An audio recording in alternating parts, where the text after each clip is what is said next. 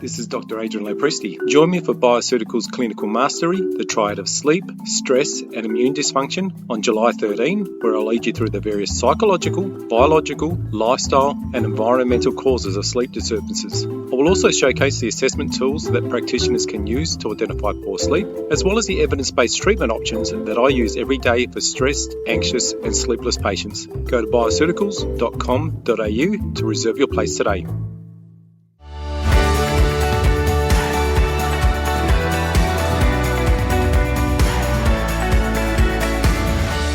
This is FX Medicine, bringing you the latest in evidence-based, integrative, functional and complementary medicine.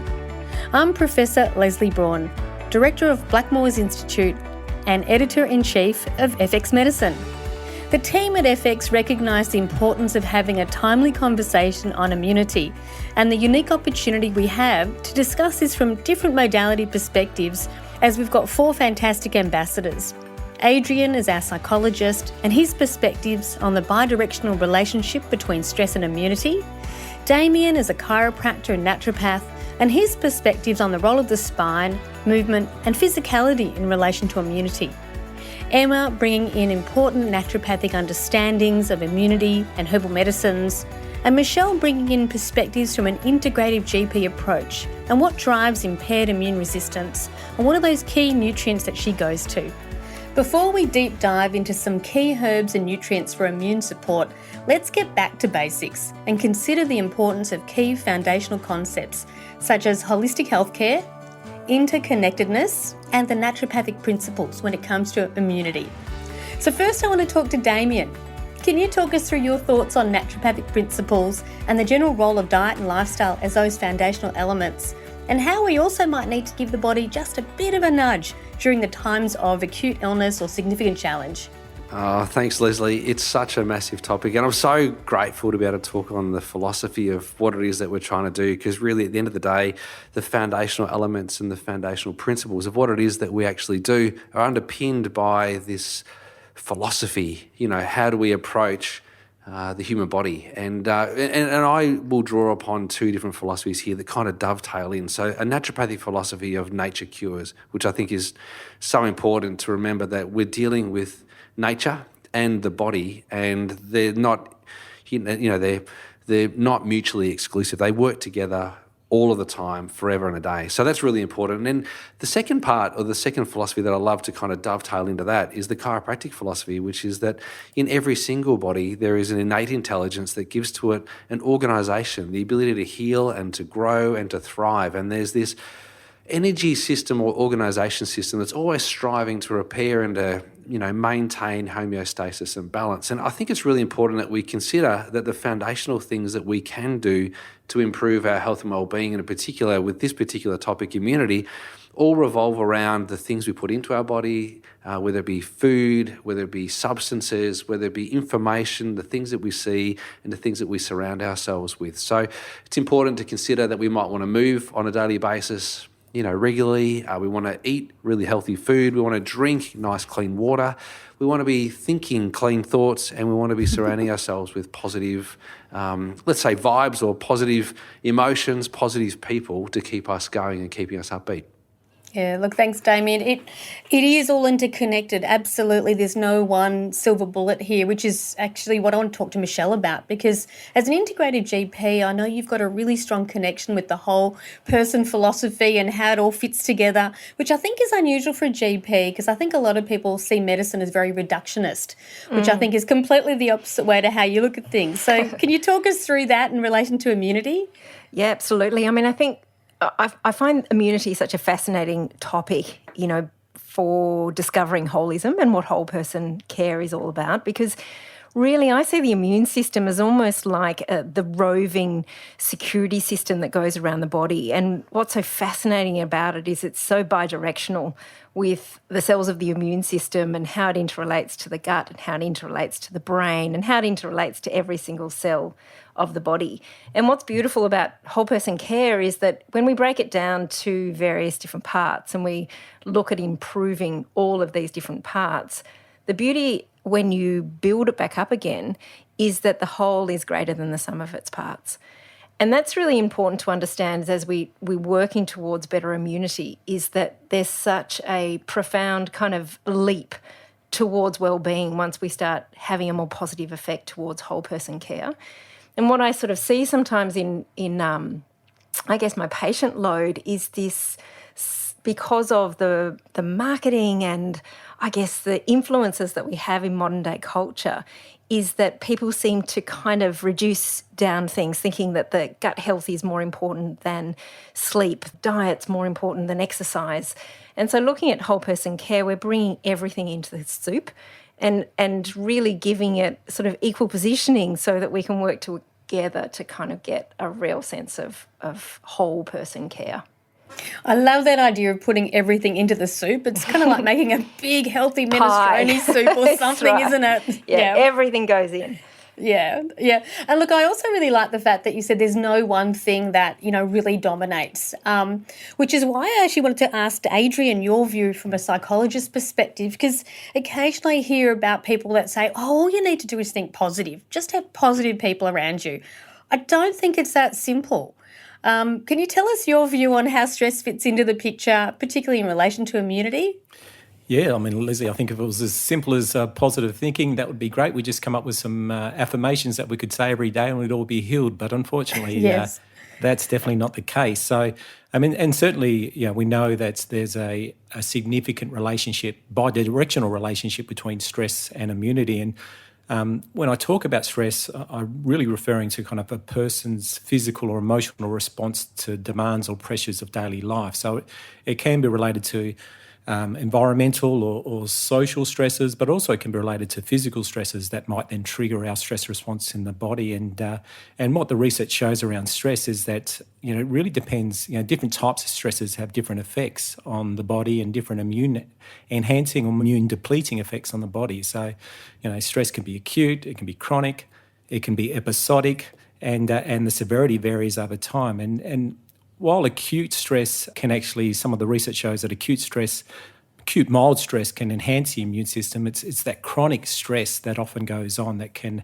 have a suppressive effect on our immune system, might actually have a pro-inflammatory effect on the body. And that's something that we really need to consider when we think about stress and its effect on the body. I think it's a really important point because I know there's a whole stream called psychoneuropharmacology, which is really looking at, the role of the brain and perception of stress and what it does in the body, as well as how you can nudge that into different directions. And I also really like the thinking that you had around chronic stress, because I think a lot of people don't realise, and particularly as we've been going through lockdown after lockdown, there's burnout, there's long-term stress people are dealing with, which probably has this impact that people aren't recognising enough on their ability to mount a great response to whatever challenges around them, including infections. Absolutely. What's interesting with the research is that the type of stress really does make a big difference, and even how we perceive the stress can have a big influence on us too. So if we have a what we call, a locus of control, if we have an internal locus of control, if we believe that we can control the stress, there are things that we can do to manage the stress, it's not so damaging on our health. But if we have an external locus of control, meaning that we can't control it, that's the situation's got to do with external environment and therefore we're helpless in managing it, then that really has significant ramifications on our mental and physical health. Yes, I think there's a lot of people feeling that way at the moment. I know there's somebody who I was hoping to see in Sydney within the next few weeks who's living in Perth, and we're kind of joking that we don't know when we're going to see each other. And I can only imagine for so many people around the country how difficult it is to make plans. Yes. And these things are out of your control, and just complicates everything.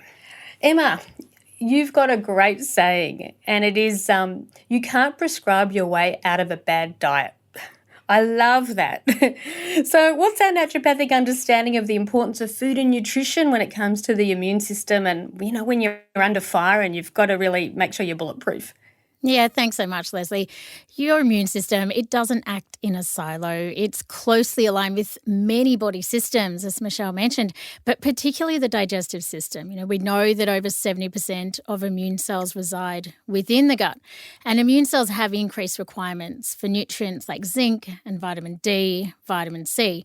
But this relies on an individual to not only consume a nutrient-rich diet, but most importantly, to be able to extract the vitamins and the minerals and phytochemicals found in their food.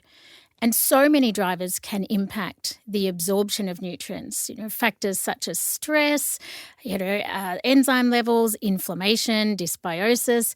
And from that naturopathic perspective, working on those underlying factors is crucial for immune health. And as I say to so many of my patients, you really can't supplement your way out of a bad diet. And, a whole food, nutrient-dense diet in combination with optimal absorption is one of the best defenses we have to preventing and I think to minimising viral infections. Yes, so important. One of the vitamins you mentioned there is vitamin C, a particular favourite of mine.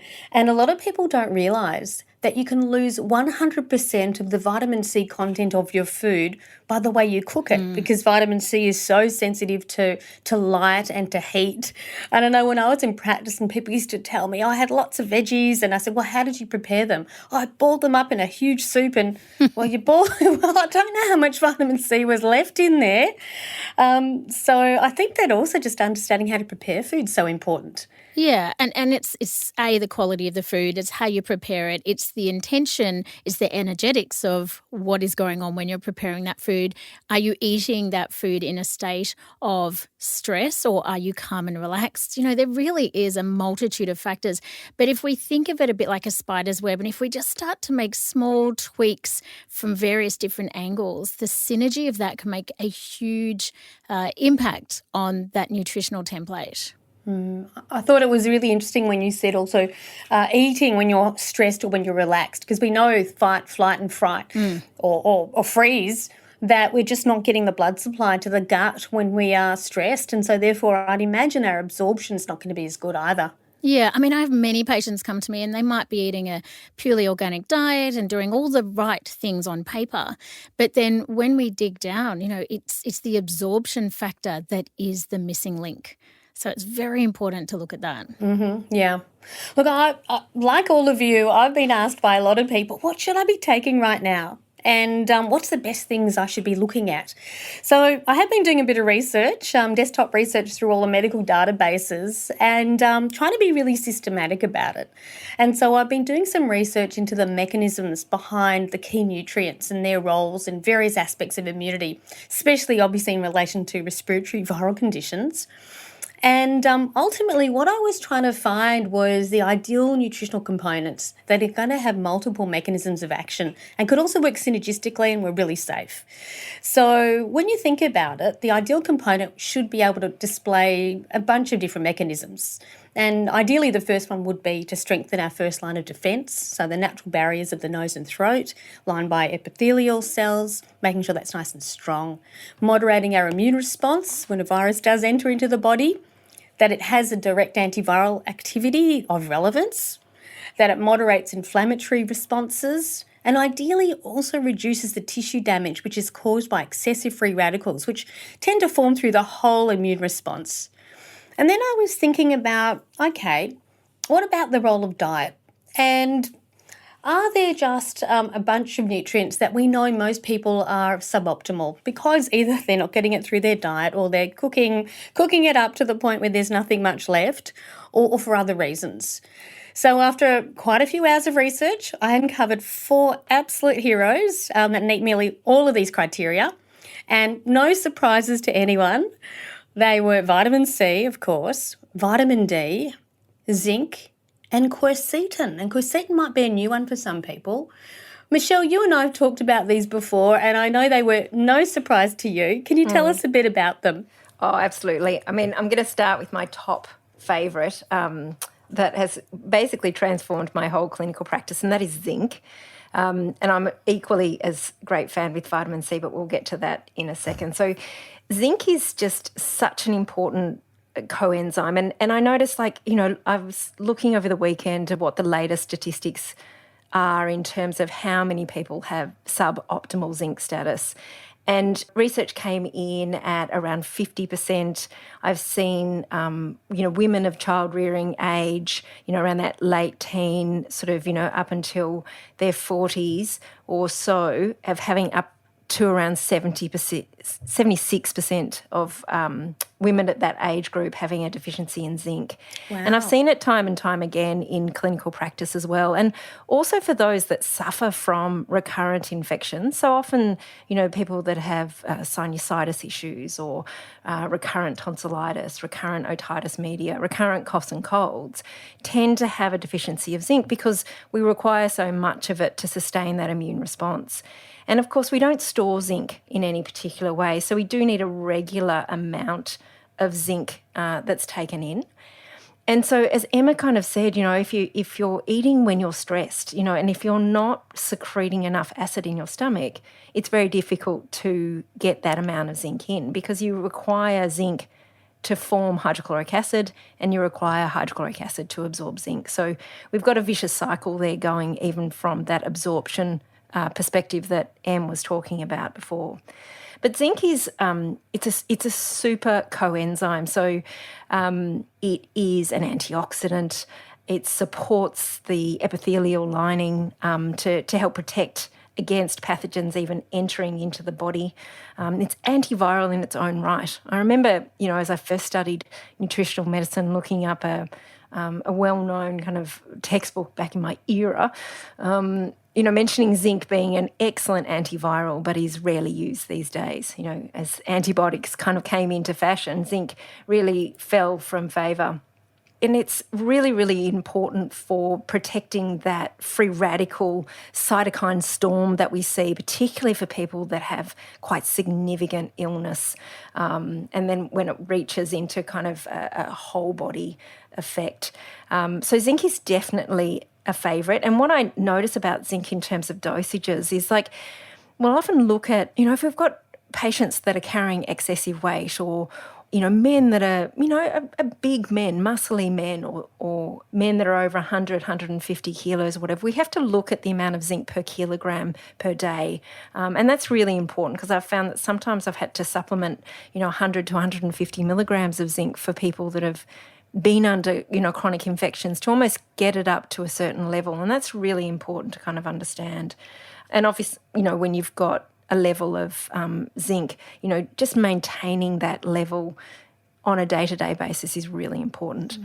Zinc is really synergistic and works quite closely with vitamin C and quercetin in the body.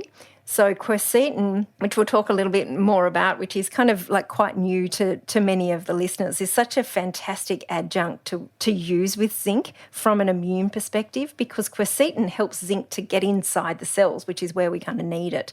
So that's a really important factor as well. Zinc is also one of my absolute favourites. And like you say, there's so much suboptimal nutrition when it comes to zinc. I remember reading that after iron deficiency, zinc deficiency was the number 2 most prevalent mental deficiency in the world. I love that because clinical practice, I see it everywhere. And also, if you're iron deficient, which we know is super prevalent, you are really likely to have a zinc deficiency as well. So when you've got one deficiency, you need to start looking for other deficiencies. And I have to say, in Western medicine, we're not looking enough for zinc deficiency. And, it's a really, really common problem. The other little thing that I love about, you can tell that I really love zinc. Me too. We could talk all day.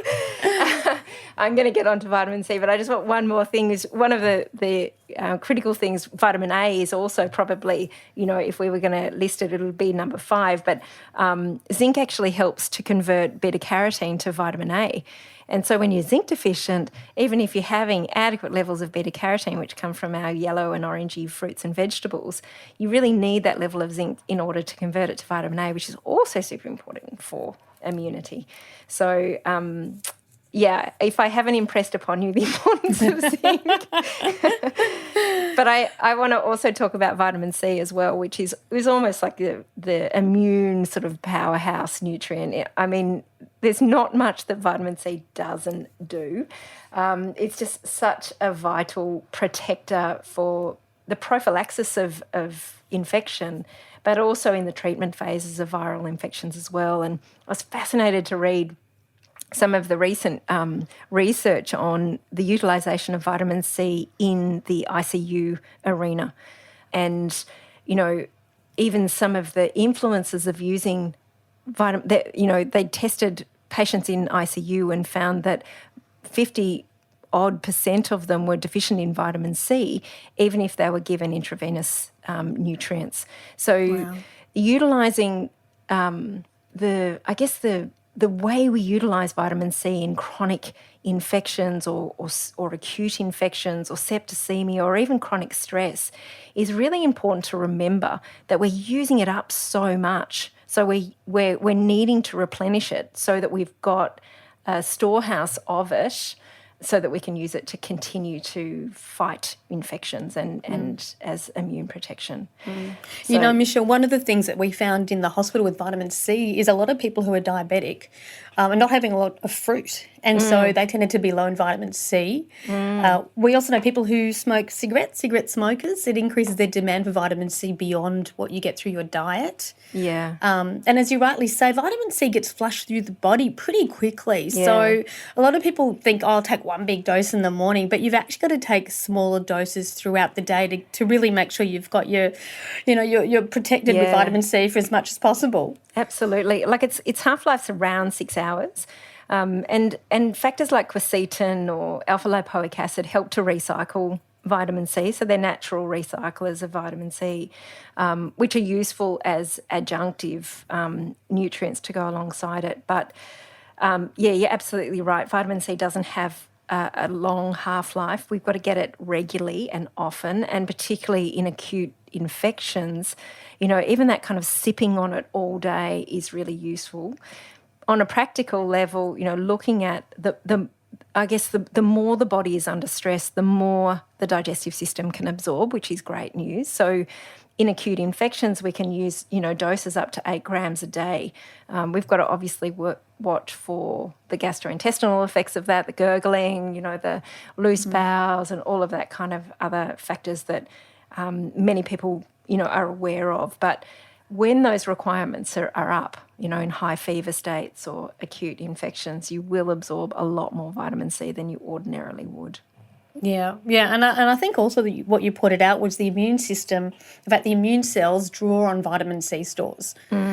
So you can imagine that when you're fighting an infection and your immune system's really mounting a strong response, it's going to be just gobbling up that vitamin C. So replenishing regularly is going to be important. And I think this is a concept that's missing from Western medicine in many ways. The utilisation of nutrients under either a stress response, as Adrian mentioned, or acute infections, or, we recognise that we need more nutrients in things like pregnancy and lactation, but we don't actually recognise that we need more nutrients as a general rule in things like acute infections. So, I think it's a really, really important factor to understand that the body needs it. It's mounting a defence and can be really helpful at managing the cytokine storm. It can mop up and help transform the inflammatory pathways at the end of the infection as well. Now, vitamin D is quite different because we've got zinc, quercetin, vitamin C. They're all antioxidants as well as having a lot of effects that meet that criteria.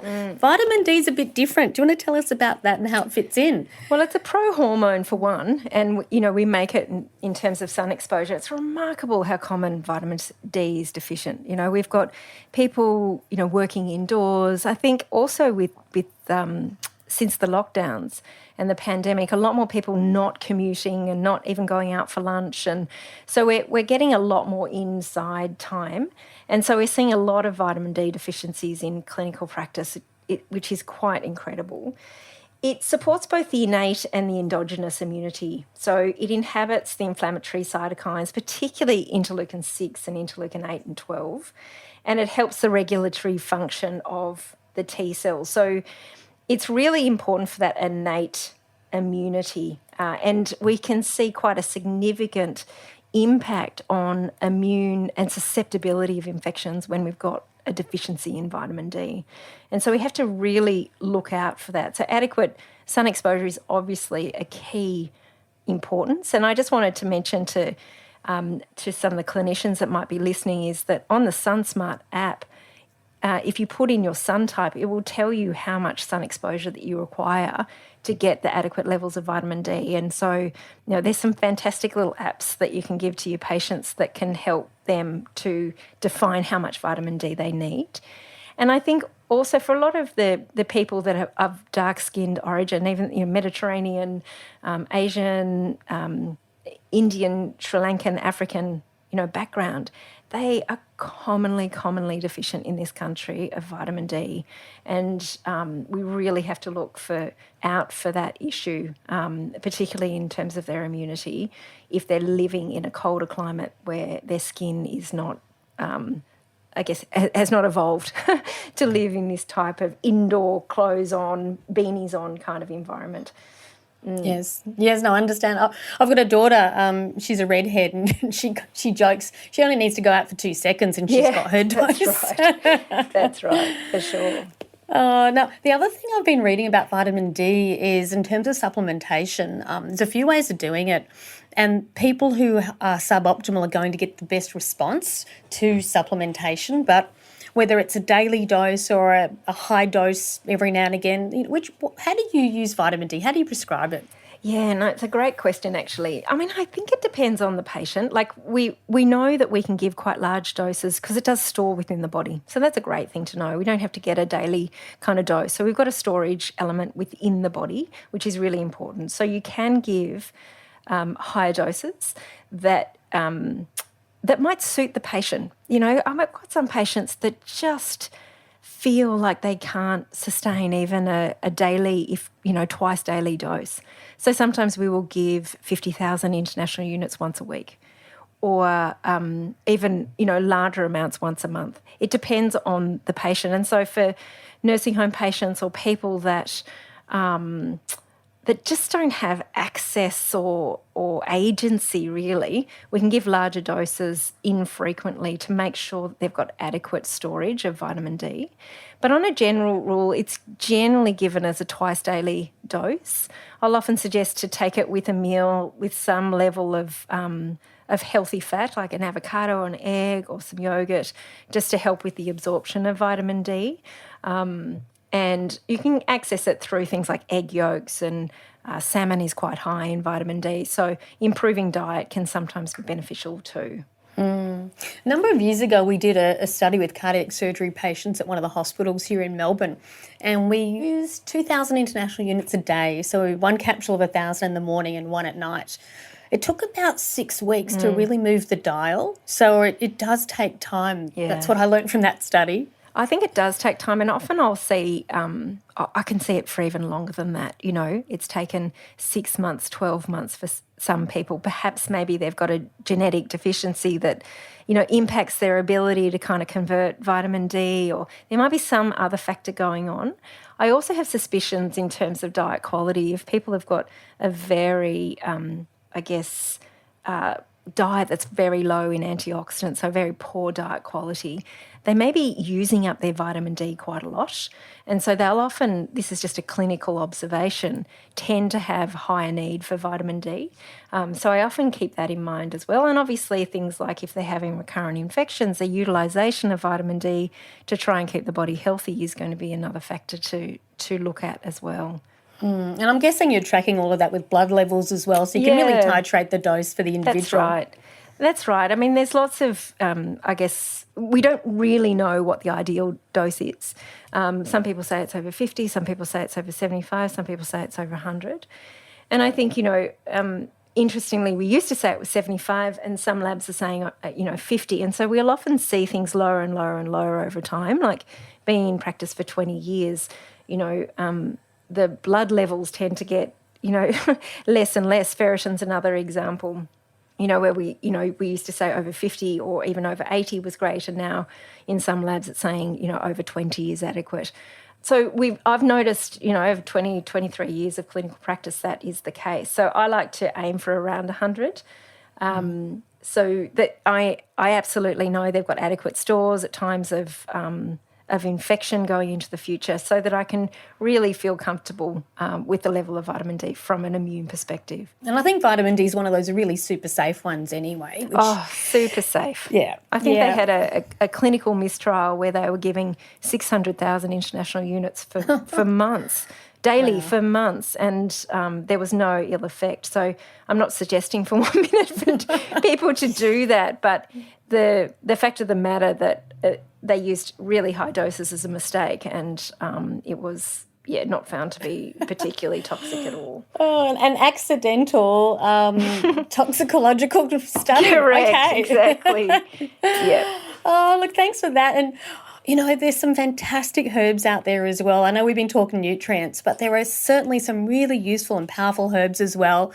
So, Emma, I've no doubt you've been asked a lot about this in your practice. I mean, my favourites are Andrographis, Echinacea, even Pelargonium in this situation, but I'm really keen to hear, what you think of those and have you been using them? Yes, extensively. Although I've got to give a caveat, I do not use Andrographis as a liquid herb because my patients cry too much. So that's always in a tableted form because it is so very bitter. But it is one of the first herbs that I think of for acute viral infections, because if you get the dose right, within 3 days an upper respiratory tract infection can change, it can shift. And the mechanism of action for Andrographis is it's antipyretic, so it'll bring down a fever, anti-inflammatory, antiviral, immune modulating, and it also provides symptomatic relief. So it's got so many different mechanisms, but if you're looking at the research, the main bioactive is the andrographilide component, and it's got this incredible dual action. So firstly, it's been shown to inhibit the viral entry to cells by binding to hemagglutinin and neuraminidase receptors on the cell membrane. So these are the receptors that a virus will bind to. So andrographilide can prevent that or reduce that. And then secondly, it reduces viral replication within the cell itself. And that's been seen in the literature in regards to influenza A. It is such a useful herb. But yes, I definitely use it in a tableted form. Yeah, I think that's the thing with herbs, aren't they? That that they can be incredibly powerful, but compliance can be an issue when they don't taste good. Yeah, and look, I always tell my patients when I give them liquid herbs, this is going to taste terrible. You're going to be crying out my name in anger each morning, but they work, and this is what we see. And looking at Echinacea, as a herbalist, this has been one of the most well-researched herbs, I think, globally. And the mechanism of action for this is it's immune modulating, anti-inflammatory, and antiviral, but it really works by increasing the response of natural killer cells and other immune cells, and it blocks the action of some viral proteins. So it seems to almost attenuate the response of macrophages to an immune stimulus. And the research on Echinacea is just fantastic. Yeah. Look, it's been one of those that's been around for a very long time, and more and more research is coming through to understand it better. Incredibly safe as well. And I like the fact with Echinacea it's available in lots of different forms. Yes. So liquids and solids. And in fact, I know when I used to work in one of the pharmacies, we used to recommend Echinacea as a liquid tincture because really good liquid tincture can have that local anaesthetic effect as well, which is nice. Yeah, absolutely. It can be quite incredible. And look, looking at the research, a randomised double-blind placebo-controlled trial, so this was a good one, showed that adults who took 2,400 milligrams of Echinacea daily for 4 months, and then they increased the dose to around 4,000 milligrams of Echinacea at the first sign of a cold. But they had 59% fewer cold episodes and 26% fewer days with cold symptoms than the people taking the placebo. So Echinacea is such a wonderful, wonderful herb, and just its safety profile is fantastic. I used to find we used to have a lot of people that work particularly in childcare or in schools or, places where there's lots of infection going around, using it and starting around Easter so that they would become a little bit more bulletproof by the time winter hit. Yeah, I have a lot of nurses that use Echinacea, patients of mine. So, yeah, similar demographic in that way. Yeah, like when you're going into somewhere where it's just going to be everywhere. Look, one of my absolute favourite herbs, which is it's a herb called Pelargonium, which I don't think enough people know about. I love the story of it. It came from South Africa. It was used by a number of the tribes there, way back in the day for, really serious respiratory illnesses like TB. Was brought to the UK, eventually was studied again in Germany. A PhD student, I think in the 1970s, discovered it, had another look at it, and wow, it's amazing. Tell me what you know about it. Yeah, I do think it's amazing, and it is a very undervalued herb so far here in Australia, so I'd love to see more clinicians making use of it. The mechanism of action for Pelargonium is it modulates the immune system. It's antiviral, but the thing that I love the most is that it's really helpful for symptom relief. So when you're looking at the research, a 2019 meta-analysis of 6 randomized controlled trials showed that Pelargonium, it not only reduces symptom severity, but also, and this is the part I really love, accelerated recovery, which, look, in the real world, it means that adults get back to work and kids get back to school more quickly. So I find that absolutely fascinating. And, research shows that Pelargonium interferes with the viral replication of viruses like influenza A. So, I would absolutely highly encourage any practitioners out there who are qualified in herbal medicine to really start utilising Pelargonium more. I know we've got it on standby here all the time. Oh, look, thank you so much for that. Look, talking about holism and, we've talked a bit about diet. We've talked a little bit about nutrition, key components, vitamin D, zinc, quercetin, vitamin C, some great herbs, Andrographis, Echinacea, Pelargonium, but we know there's more we can do.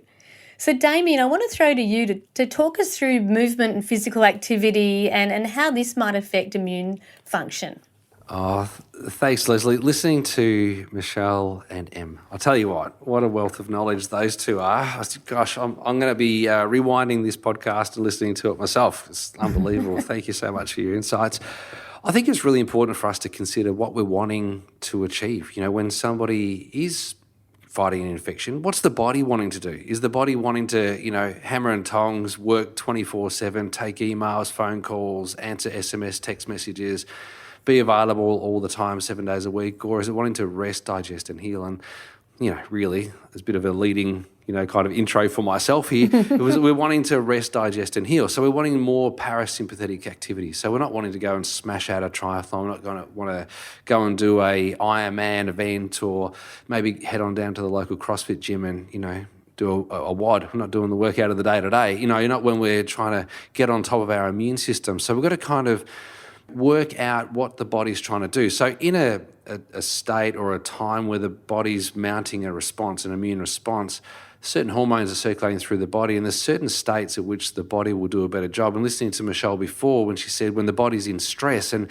it's a great thing to consider that, when the body is in stress and it's fighting an immune challenge or it's mounting an immune challenge, it's moving in the direction of a parasympathetic approach to management of itself. So you're looking for parasympathetic stimulation. So you're wanting to do easy walks, 30 minutes a day, exposure to the sun, take your sunglasses off for those short periods a day, those short bursts, 30 minutes, just to walk at a pace that kind of you could chat but not sing at. You don't want to be singing. You want to be kind of chatting at. It's a nice little pace. And doing that on a daily basis in the sun, provided it's not raining and, not stormy outside. But there's other things that you can do to bring yourself into parasympathetics, which is very important from a chiropractic perspective and a movement perspective, and that is to lie on a posture pole. Get yourself a foam roller, lie on the posture pole in a crucifix kind of position with your legs out straight, the posture pole running straight down your spine with your arms out stretched to the side, and then breathing deeply into your stomach.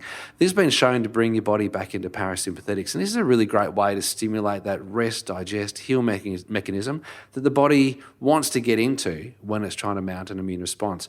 I think there's some really, easy, simple things to be mindful of, but really you don't want to burn yourself out. You don't want to create a situation where your body's requiring extra nutrition to repair your muscles because you've gone too hard. You really got to deliver the nutrition to the immune system, and you're looking to just move into parasympathetics, resting, sleeping, moving appropriately, and give yourself that opportunity to heal as quickly and rapidly as you can. So I think what I heard, Damian, is we're not soldiering on. Mm-hmm. We're being kind to ourselves. Can't say that anymore.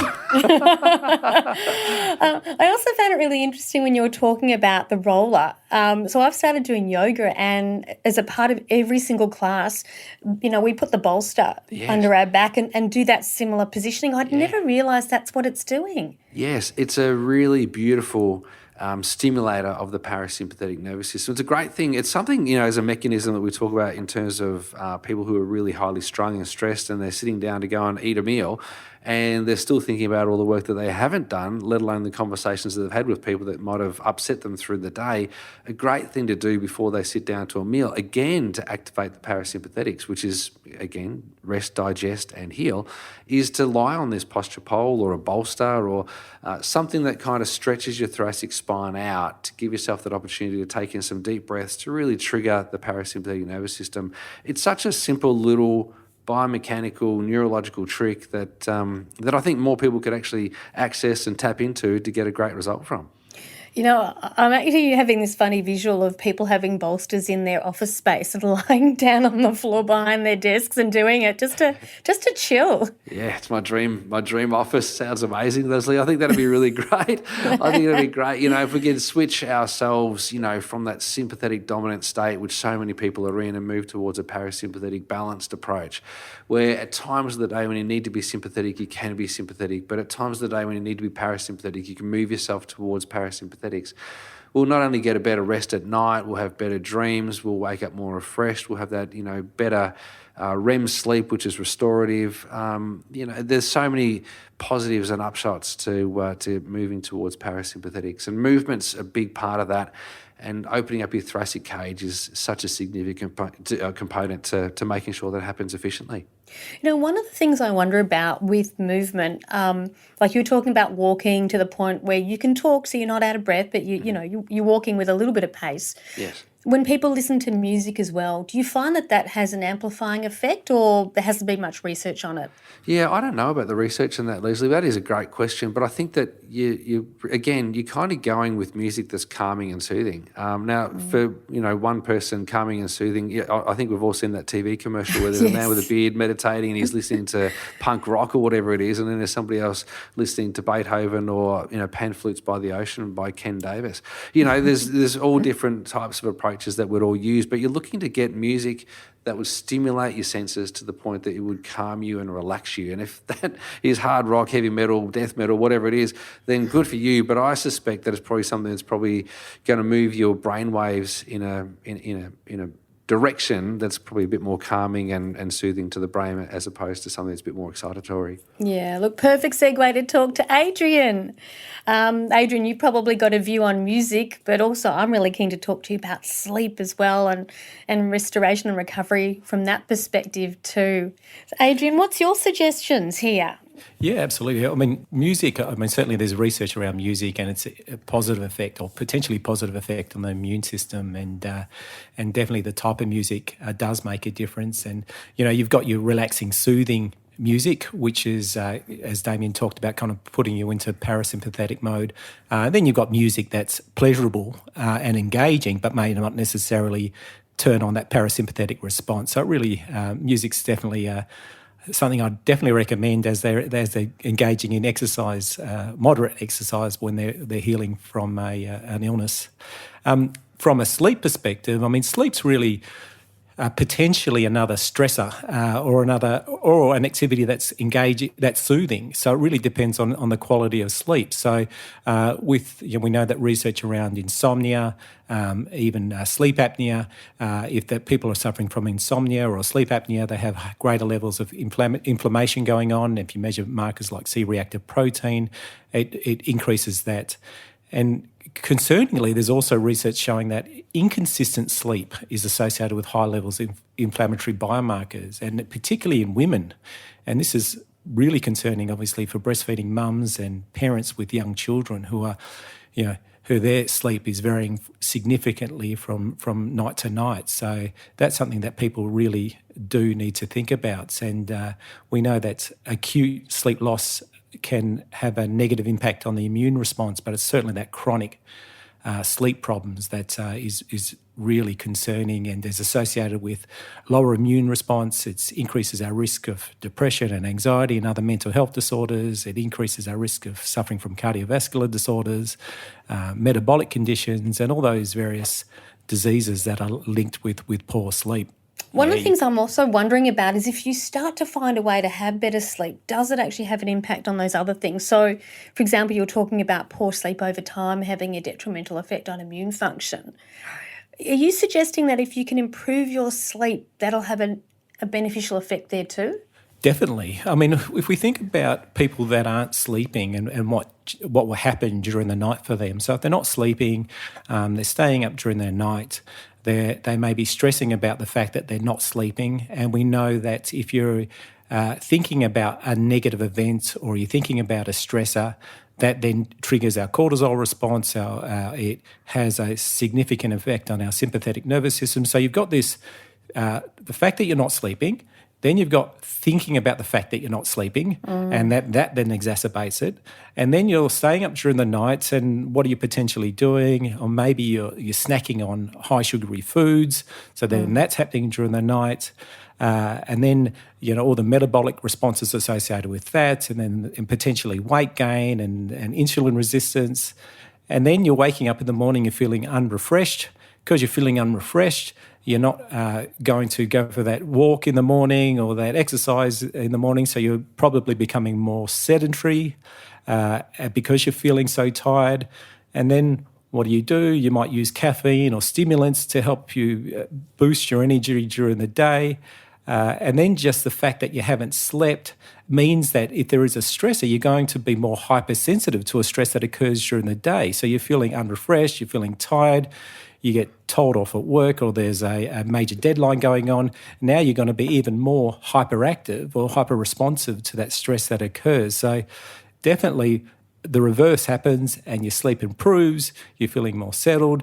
There's a whole bunch of lifestyle factors that occur, your mindset changes, and certainly some of the research is indicating that we see a change in a whole range of different hormones and pro-inflammatory mediators. Wow. So poor sleep has got such a strong cascading effect on so many other factors. And when you put it like that, really, it makes me think about why aren't we talking about sleep a lot more? It's definitely something that we do need to ask about when we're seeing our clients and asking about sleep and how do they manage sleep and what's their sleep hygiene. And I encourage anybody to, if they're working with their clients, to just really understand the importance of sleep, ask about, certainly assess for it. There's plenty of useful checklists and questionnaires that people can quickly give, and then really knowing about good sleep hygiene, because while there is several supplements, nutraceuticals, herbal ingredients that may help improve sleep, ultimately the research shows that it's our behaviours that are the most important. So, cognitive behaviour therapy for insomnia, some of our sleep hygiene practices and caffeine intake and what we do before we go to bed and all those different things are really things that we can recommend to clients. And if they can engage in 5 or 6 small changes in their sleep hygiene routines or their sleep routines in the evening, they can have a significant cumulative effect and improve their sleep over time.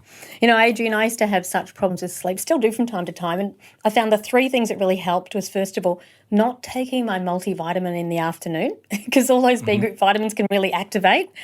The second one was having a journal on the side of the bed. So if I woke up with, just thoughts going round and round that I felt I had to hold on to the morning, I could jot them down and go, right, I've let it go. It's there. And I go back to sleep. Yep. And the third one was a cool room. Being in a cooler environment completely broke the cycle. It was fantastic. Yeah, it's so simple. It's some of those things that are, it doesn't have to be rocket science. There's not a whole range of magical solutions. There's just some of those simple things that people can do that, and it just really means people just take stock and just kind of question, well, what am I doing that might be impacting on my sleep, and what are some things I'm doing in the evening? Because it's not just about what you do before sleep; it's also what you do during the day to prepare yourself for sleep. So those are the things we also need to really take into consideration. And unfortunately, with sleep, with many things in life, if you try harder, you do better. But when it comes to sleep, if you try hard to fall asleep, you generally do worse.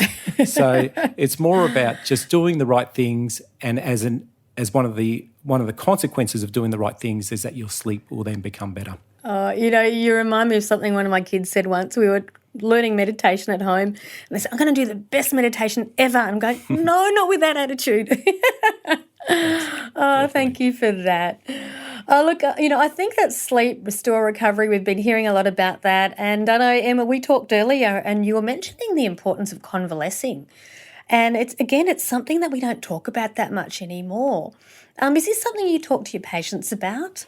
Yeah, I call it the forgotten art of convalescing. And look, it's really about surrendering to being still, to letting go of that need to be busy, and to really take the time to nourish the body with easily digested nutrient-dense foods, such as that global favourite, the chicken soup. Mm-hmm. And what I've noticed clinically is that if people convalesce properly, they have a much more efficient recovery and they have less chance of relapsing down the track. And I highly encourage it in my patient demographic, but people find it challenging to be able to stop and give themselves permission. So as a clinician, often I will say to them, I give you permission to do nothing for 4 days.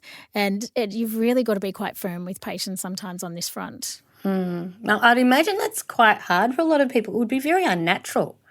Exactly. That's right. They're so busy doing that being still can be challenging. And Michelle, is this something you talk to your patients about, and how did they respond if you did? Yeah, I actually do talk a lot about convalescing because I agree with Emma wholeheartedly. It is a forgotten art. And I think, in many ways it actually is quite natural for us. Like if we can learn to read the body, so is really important. So when the body does get sick or even mentally unwell, Adrian will probably know about this, like we actually have a sickness effect of the body. So that inflammatory response that we do get when we're unwell is actually meant to help the body to rest and to not feel like doing anything and to feel sick and apathetic and unmotivated. So it's really important to remind patients that that's actually quite a normal process of being sick. So that kind of helps them give themselves permission, like Em said, because they do require, a lot of patients are so familiar with being busy. But, in many ways, it's an unfamiliar sense to rest. Like we have this internal pressure in ourselves and also from the society that we live in. And I think, really as a culture, we really need to look at the ways in which we respect convalescence and respect rest. And I think in other cultures, like in Italy and in Finland, they actually have words that express, I don't know the words, but it's like the joy of doing nothing, I think as a culture here in Australia, we could actually do with a little bit of the joy of doing nothing, and I know FOMO is a massive thing for lots of people, but there's a new way of expressing that, which is JOMO, which is the joy of missing out. And so really celebrating the fact that we're missing out on something vital and just lying and watching the clouds go by can be really important. But the other thing that I'd really like to say is expectation as well. So, as we were talking about, sometimes with viral infections, you can get a post-viral fatigue issue. And we don't we suspect a lot of the mechanisms, but I'm not sure we've got a body of evidence that says this is exactly the people at risk of something like a post-viral fatigue syndrome. And so we have to be really careful for patients that experience that, because expectation is really important. And so pneumonia is another classic example. I'll often see pneumonia in clinical practice, and from what I witness, it takes months to fully get that vitality back after a significant pneumonia. And that allows people to actually give themselves a break and not push themselves so hard. So their expectation is in line with the way that their body's healing from an innate perspective. And I think that does wonders for them to just sit with that sickness mentality, or that innate sickness mentality, to help them to heal long term. So I think convalescence is definitely a forgotten art, and one that needs to come back quickly. Well, I was going to ask you about one of the things you were talking about was that tiredness that comes when you're fighting an infection. So there's that fatigue, and I guess the way you've put it is that some fatigue is actually really helpful, and we should embrace it and just recognise it's our body saying slow down, just let it do what it needs to do and don't do anything else. But I guess we're hearing a lot about ongoing fatigue, like you said, a post-viral syndrome, where it's just lasting beyond where we believe it should be. Yeah. And then it becomes a problem. Well, it does become a problem, because we don't know how to convalesce effectively, and also it just leads to a whole different way of building up the body. So, for example, if people have been under chronic stress and then get a significant viral infection, are they at more risk? Potentially. If they're nutritionally deplete, if they've got poor sleep, as Adrian was talking about, and they have challenges in mounting that immune response, if they've got depression, or significant sympathetic overdrive, or an inability to engage in that parasympathetic nervous system, they're possibly more likely to suffer from the effects of fatigue. So this kind of brings in that whole aspect of looking at patients from that holistic perspective, and for patients to look at themselves and all the different areas in their life that potentially might be creating the risk factor for more prolonged fatigue. And I think in our society, we have a society that reveres stress. We revere the people that can sleep 4 to 6 hours and get up and keep going in the morning, the ones that are doing triathlons on the weekend, and getting their nutrients from super shakes, or et cetera, et cetera. I mean, we all know that kind of drive in our community for striving, and more and more and more. And, I think that sometimes some of our stresses are actually quite hidden. There's a lot of stressed people that actually don't even know that they're stressed, and that's an important revelation for some people that might be having a post-viral fatigue issue, to really look at themselves from a holistic perspective. And I mean, one of my favourites, the forefather of Western medicine, Hippocrates, said, disease is either a matter of time, letting time and the innate immunity, get you through an illness, or it's a matter of opportunity. And I think for that post-viral fatigue, sometimes it can act as an opportunity for people to look at themselves holistically and assess their lifestyle, and we have this opportunity to rebuild them nutritionally and emotionally, psychologically, and from a more wholesome lifestyle perspective. And that can then equate to a longer experience of health and vitality, hopefully, in the future. Look, I'm going to start wrapping up. It's been just wonderful talking to all of you again, and I'm going to go around the room and ask each of you, what are your top, say, 3, maximum 5 things that you'd recommend to people to support them to fight the good fight, fire up their immune system in the right way, and also help them with recovery. So I'm going to start with Damian. Damian, what were your top tips? Oh, I feel like I'm like Stephen Bradbury here. He's like sliding through with all the wisdom, and I'm going to come through as the winner. But I take vitamin C and zinc every day, and I can't go past it. I love it. I think it's fantastic. I love to get outside in the middle of the day and have a little walk. So that's the sort of thing for me that obviously I've given that as advice, and I do it as well. It's really important for me to help maintain my health and well-being, to, just get a little stroll in there, and also keep my vitamin C and zinc levels up. But I love also at the end of the day, after a big day of adjusting, where I'm hunched over, so if I'm hunched over, I'm in that fight or flight posture. I'm in that posture where my shoulders are forward, I'm hyperventilating, I'm not actually breathing well, to actually lie on a bolster or on my posture pole, we've got a posture pole, I will lie on that and stretch out my chest and try to flatten my thoracic spine to just open everything up, to take me out of that fight or flight kind of posture. And that kind of practice, those three things for me, they're pretty much non-negotiables, and that's what I do on a daily basis. So I'd recommend that to anybody. And they sound pretty easy to do as well. Not hard. Hard. Pretty simple. And Adrian, your top tips? Yeah, before I get into that, I've got an opportunity to show off my really poor Italian skills. So the joy of doing nothing is il dolce fare niente. So the joy of doing nothing. Sounds good to me.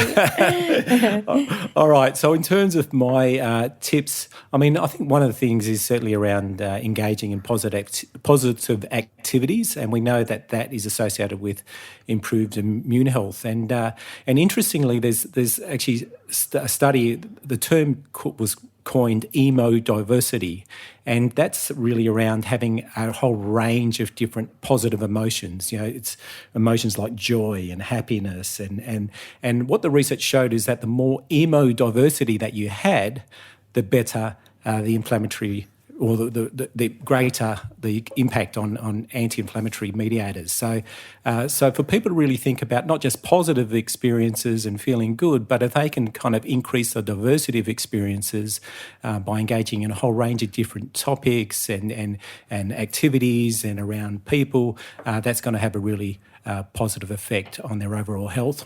And the other thing, really, I suppose it's just more a recommendation for practitioners, is we know that how we see the world and how we see our health is going to have a really positive or negative effect on our mental health and our physical health. And there's lots of research showing that people with greater some research, not a lot, but there's some research showing that people who have greater optimism have reduced levels of inflammation. So as practitioners, I think it's really important for us to increase the sense of optimism in our clients, to show them that there really are effective lifestyle, psychological, dietary, nutraceutical, phytoceutical options to help normalise inflammation. And if we can provide some sensible information, showing them that there's a whole range of things that they can do to restore themselves to better health, and that's through us developing a really trusting relationship, for us to give them sound and reliable information. I think that's really important for us as practitioners. And I think it goes back to what you were talking about earlier, the locus of control. It gives people something they can control as well. Yeah, definitely. So if we can do that, and people walk out going, actually, there's things I can do to improve my well-being, they're going to certainly be far better equipped. And one of the things in a lot of the research we see is that the placebo effect is just astounding. And that placebo effect is often around expectations and belief and hope. And if we as practitioners can do that and instill hope in our clients, it's going to be really helpful. Michelle, so what are your top tips? So hard, Lesley. I know. I agree with everything Damian said and everything Adrian's just said. But if I was going to add anything, I think looking at the person as a whole, looking at yourself as a whole, is really important. And managing stress, whether it's internal stress, such as, from a poor diet, from poor nutrition, from gut dysbiosis or poor gut health, to, and also things like, are we living a life that is according to our values? Is it aligned with what we want? Is all really important for internal stress. And then external stress, are we doing too much? Are we working too hard? Have we given up our leisure time? These are all the factors that can help us to really come into ourselves and get a sense of vitality that no one can really take from us. And then adding in, nutritional medicine is really, has been such a frontier for me. It's really important to my practice is looking at those key nutrients, as you mentioned, vitamin C, vitamin A, vitamin D and zinc are all such profound micronutrients and vitamins for the immune system, but they also, have aspects in terms of anti-inflammatory, antioxidants. It's like this global effect that they work synergistically with each other. So, and the other thing is exercise, getting out into nature. I think, we are natural beings. Nature is where we probably, most of us feel most alive, and we have become more solitary through lockdowns, more isolated, trapped in our homes for some people. So getting out in nature is such a fantastic healing modality on so many different levels. So I think it's really, really important that we have a great relationship, and it can teach us so much in such a subtle way. And the other lovely, thing that I always say to my patients is everything in moderation, even moderation itself. So having that real balance, and testing our boundaries from time to time. And Emma, is there anything left to say? I'm sure you've got something to add. Oh, there's always more to say, isn't there? Look, I think the consistency of small actions really pays off in the long run. What I see is so many people go too hard, too fast with health changes, and then they find it all so overwhelming that nothing is maintained. So just focusing on some small strategic things, like maybe ensuring you have a nutrient-dense lunch on a daily basis, maybe making sure you're hydrating well or sleeping well, but making small actions is always my number one tip for anyone that wants to make health changes, and definitely seeking the advice of a qualified health professional, because health is too important to guess. And I know a lot of clinicians will be listening to this podcast, and they too need to ensure that they are seeing a health professional for guidance and for help and support along the way.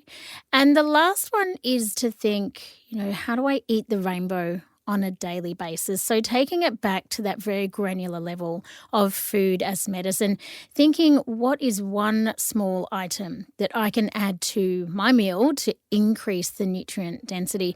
And it could be something as simple as, chopping a tiny bit of parsley on your eggs in the morning, or throwing some toasted seeds on your salad, or even just adding one extra vegetable into your dinner. But there's always one item that you could easily add to a meal to upregulate that nutrient density. So small, regular, consistent changes is what I'm always focusing on. Thank you, Emma. I know there's been a lot of research showing that if you just make a small little change, but you keep it consistently going, it has a huge impact. Yeah, so important. Absolutely.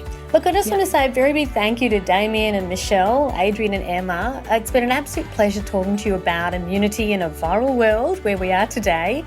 There's so much we can do. And I'm really hoping that the clinicians who've been listening to us are going to go away with some renewed energy and a couple of tips and maybe some new ways of talking about things with their patients as well. So thank you very much, everyone. Don't forget, you can find all the show notes, transcripts and much more at the FX Medicine website. I'm Professor Lesley Braun. Thanks for joining us.